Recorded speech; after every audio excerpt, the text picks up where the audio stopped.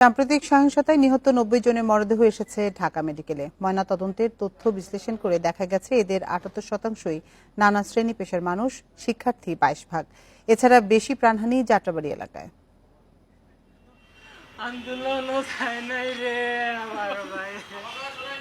ঢাকা মেডিকেলের মর্গে ৩ ভাই, দুজন এসেছেন পায়ে হেঁটে, অন্যজনের মরদেহ স্ট্রেচারে। নাম জামান মিয়া। রোববার নরসিংদীতে গুলিবিদ্ধ হন তিনি। মৃত্যু হয় বৃহস্পতিবার। কোম্পানি বন্ধ ছিল, ও ছিল কোম্পানির সামনে। ও যখন বাড়ি থেকে বের হয়ে যায়, ও বাড়িওয়ালারা ওকে নিষেধ করছিল যে তুমি যাইও না।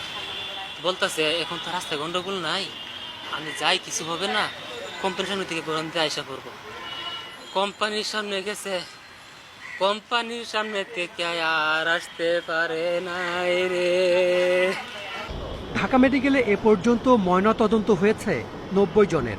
হাসপাতালের তথ্য পর্যালোচনা করে জানা যাচ্ছে তাদের ১৫ জনের বয়স ১৮-র নিচে, আছে ২ ও ৬ বছরের শিশুও। আর ১৯ থেকে ২৫ বছরের মধ্যে বয়স ৩৬%। ২৫ থেকে ৩০-এর মধ্যে তা ১৬%। এছাড়া ৩০-এর বেশি বয়সী ৩২%। হাসপাতাল, ডাক্তার পৃথিবীর কোনো দেশে আমরা কিন্তু সব কিছুর ঊর্ধ্বে, এটা মনে রাখতে হবে। আমরা মানুষের সেবা দিই। আমরা কোনোদিন কোনো একটা রোগী আসলে আমরা জিজ্ঞেস করি না তার পরিচয়, আমরা রোগীর সেবা দিই।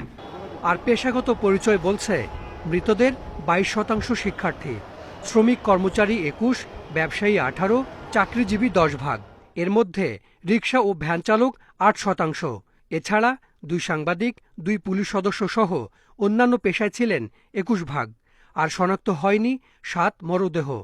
ছাত্ররা আন্দোলন শুরু করেছে, এটা সত্য, এটা পরিষ্কার। যারা আহত হয়েছে, যারা নিহত হয়েছে, তাদের মধ্যে এটা দেখে বোঝা যাচ্ছে এটা অবশ্যই ছাত্র ছাড়া অছাত্ররাই বেশি অংশগ্রহণ করেছে, এবং সেগুলোই এই যে বিএনপি জামাত উস্কে দিয়েছে, সেই ফলশ্রুতি হচ্ছে এটি। ঢাকা মেডিকেলে মরদেহ এসেছে বাড্ডা, রামপুরা, লালবাগ, এমনকি নারায়ণগঞ্জ থেকেও। তবে সবচেয়ে বেশি এসেছে যাত্রাবাড়ী এলাকা থেকে। Hasan Misbah, independent news, Dhaka.